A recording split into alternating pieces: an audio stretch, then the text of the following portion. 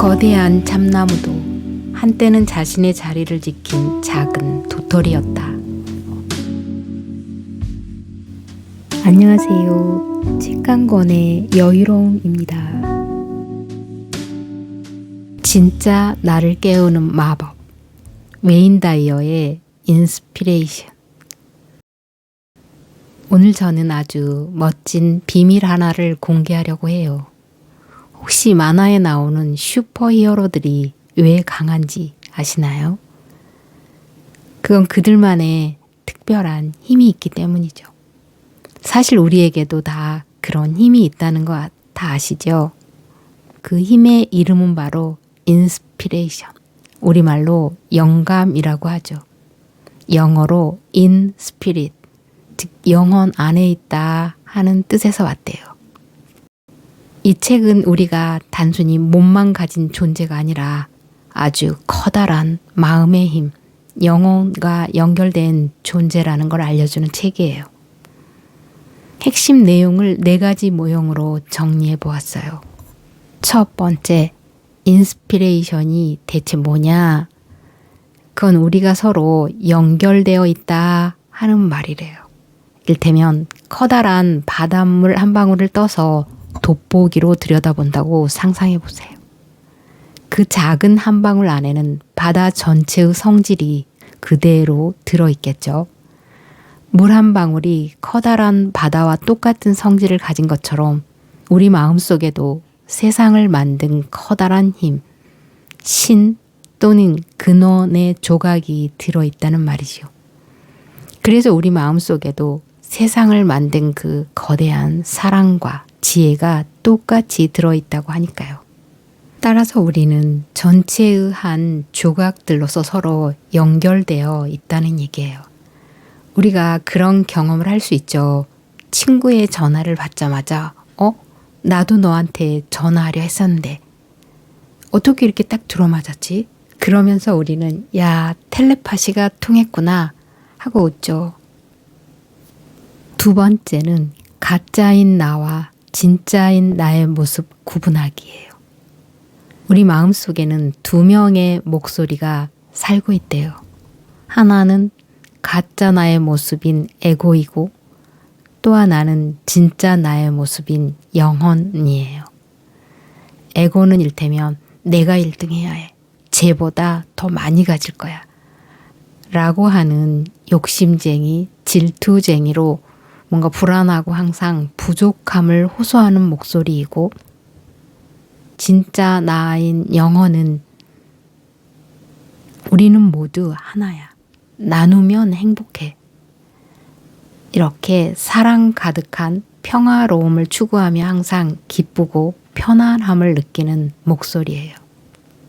영감이 있는 그대로 내 안에 존재하는 근원의 힘을 발휘하는 것으로 의도하지 않는 꾸밈 없는 순수의 결정체라면 에고는 자기중심적으로 생각하고 자기중심적으로 바라보고 자기중심적으로 판단하는 뭔가 잘 보이기 위해 의도적으로 꾸미고 조작하고 과장하는 나의 모습이라고 하면 쉽게 이해되겠죠. 세 번째, 믿음이라는 마법. 우리가 엄마 뱃속에 있을 때를 상상해 보세요. 우리는 심장아 뛰어라, 손가락아 자라라 라고 명령하지 않았어요. 아무런 걱정 없이 가만히 있었는데도 어떤 따뜻하고 커다란 힘이 우리를 아무 조건 없이 완벽하게 만들어주었죠.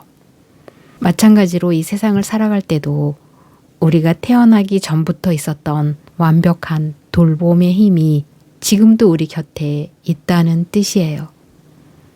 그래서 매사 나를 열심히 갈고 닦으면서 자기가 타고난 소명 또는 근원이 무엇인가를 깊게 고민하고 하나씩 이뤄나가면서 어느 정도 완성된 단계에 이르렀을 때 나의 소명이 있어야 하는 것이 다가오고 있다라는 거죠. 그 때가 이르렀을 때 하고 싶은 대로 원하는 대로 할 수 있다. 결국 자신의 소질이나 재능을 갈고 닦아 준비하는 삶을 살아가라는 조언이지요. 하지만 지금 당장 일이 잘 풀리지 않아 겪는 어려움은 큰 문제겠죠. 두려움은 늑대를 실제보다 더 크게 만드니까요. 마음이 힘들거나 짜증이 날 땐 잠시 눈을 감고 마음의 끄기 버튼을 눌러보래요. 세상이 경쟁하라고 시끄럽게 부추겨도 내 안에 고요한 목소리에 귀를 기울여 보는 거죠. 나는 사랑받는 존재이고 무엇이든 할 수 있어. 필요한 건 이미 오고 있어. 라고 믿는 순간 마법 같은 영감이 찾아올 거래요. 그리고 자신의 상태를 꾸미거나 과장 없이 솔직하게 말할 때 우리 마음은 가장 튼튼해진답니다. 거짓말을 하면 우리 몸은 힘을 잃게 되고 마니까요. 네 번째는 영감을 얻는 가장 쉬운 방법. 영감이라는 슈퍼파워를 100% 사용하는 비법을 소개하고 있어요. 그건 바로 나눔이에요. 영감을 받고 싶다면 내가 먼저 주는 사람이 되어야 해요.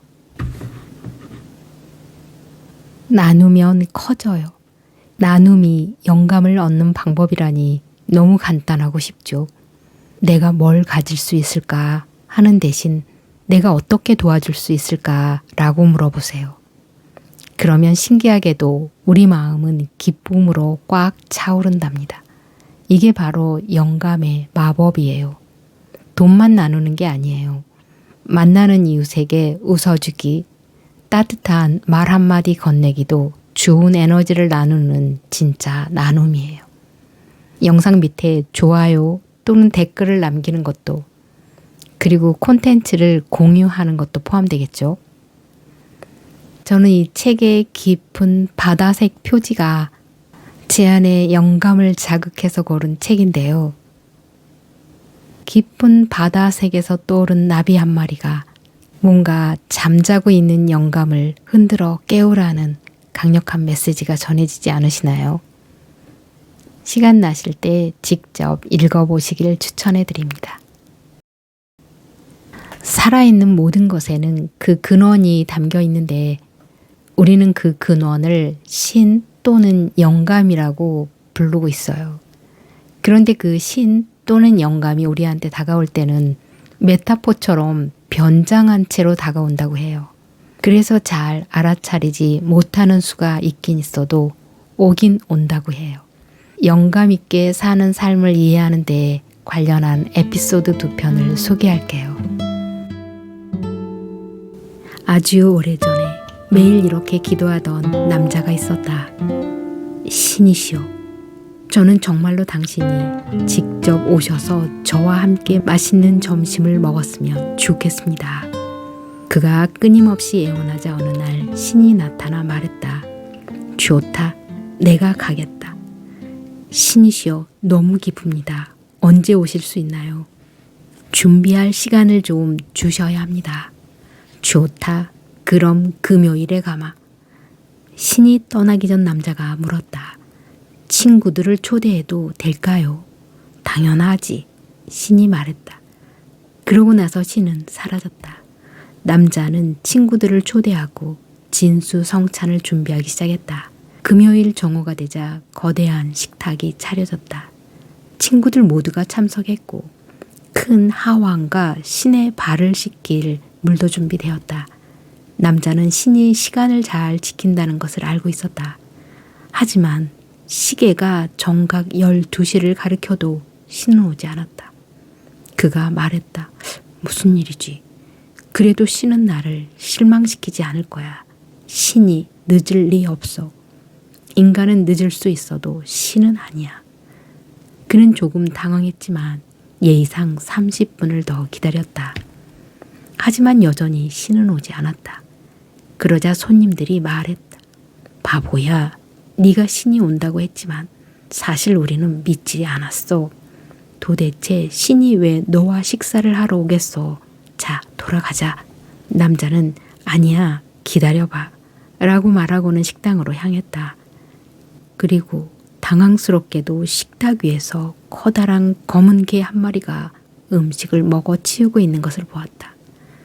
오, 신은 이미 개가 점심을 먹어 치운 것을 알고 있었구나. 그래서 오지 않은 것이야. 그는 큰 몽둥이를 들고 개를 때리기 시작했다. 개는 비명을 지르며 도망갔다. 그러고 나서 남자는 밖으로 나와 손님들에게 말했다. 어떡하죠? 이제 신도 여러분도 음식을 먹을 수 없게 됐어요. 개가 음식을 더럽혀 놨어요. 그래서 신이 오지 않은 거예요. 그는 너무 속상해서 기도를 시작했다. 그러자 신이 다시 나타났다. 그런데 신은 온몸이 상처투성이었다. 신이시여, 대체 무슨 일이 있었던 것이죠? 남자가 물었다. 끔찍한 사고를 당하신 겁니까? 사고가 아니야. 신이 말했다. 네가 한 짓이야. 왜 저를 탓하시죠? 내가 시간에 맞춰 와서 음식을 먹기 시작했는데 네가 나를 때렸어. 넌 내게 몽둥이질을 해서 내 뼈를 부러뜨렸지. 무슨 소리죠? 당신은 안 오셨잖아요. 정말 아무도 네 음식을 먹지 않았다고 확신해? 글쎄요. 검은 개가 있기는 했어요. 그것이 내가 아니면 누구겠어. 난 정말 네 음식을 즐기고 싶어서 괴로웠던 것이야. 이어지는 에피소드는 역경을 다루는 방법에 대한 이야기로 특히 우리들의 생각을 자극하고 영감을 주는 아이디어를 발견하실 수 있을 겁니다. 당근, 달걀, 커피. 한 젊은 여성이 어머니에게 삶의 고단함과 어려움에 대해 불평했다. 그녀는 어떻게 삶을 계속 살아가야 할지 알 수 없어 모든 것을 포기하고 싶었다. 젊은 여성이 말했다. 지지고 볶고 싸우는 것도 이제 지쳤어요. 한 가지가 해결되면 곧바로 새로운 문제가 생기는 것 같아요. 이 어머니는 그녀를 부엌으로 데려간 뒤 냄비 3개에 물을 채우고 센 불 위에 올려놓았다. 곧 물이 끓기 시작했다. 어머니는 첫 번째 냄비에는 당근을 넣고 두 번째 냄비에는 달걀을 넣고 마지막 냄비에는 원두커피를 넣었다. 그러고는 아무 말 없이 냄비가 끓을 때까지 기다리다가 20여 분 후에 불을 껐다. 어머니는 당근을 건져 그릇에 담았다. 달걀을 꺼내 그릇에 담았고 커피를 떠서 그릇에 담았다. 그러고는 딸을 바라보며 물었다. 뭐가 보이니? 당근, 달걀, 커피요. 딸이 대답했다. 어머니는 그녀에게 당근을 만져보라고 했다. 딸은 당근을 만져보고 당근이 부드러워졌다고 말했다. 그러자 어머니는 딸에게 달걀을 건져 깨보라고 했다. 딸은 달걀 껍데기를 벗긴 후 다 익은 달걀을 보았다. 마지막으로 어머니는 커피를 한 모금 마시라고 했다. 딸은 커피의 풍부한 향을 맛보며 미소를 지었다. 딸이 물었다. 이게 무슨 뜻이에요, 엄마? 어머니는 이 셋은 모두 끓는 물이라는 같은 역경을 겪었지만 각기 다르게 반응했다고 설명했다. 당근은 처음엔 강하고 단단했지만 끓는 물에 부드러워지고 약해졌다. 달걀은 깨지기 쉬운 얇은 껍데기가 액체 상태의 속을 보호하고 있었지만 끓는 물의 속이 단단해졌다. 하지만 커피 원두는 독특했다. 끓는 물에 들어가면서 물 자체를 변화시킨 것이다. 이 이야기의 메시지는 무엇인가? 우리가 영감 안에 머물러 커피가 그랬던 것처럼 역경을 새롭고 위대하며 멋진 세계로 바꾸라는 의미다.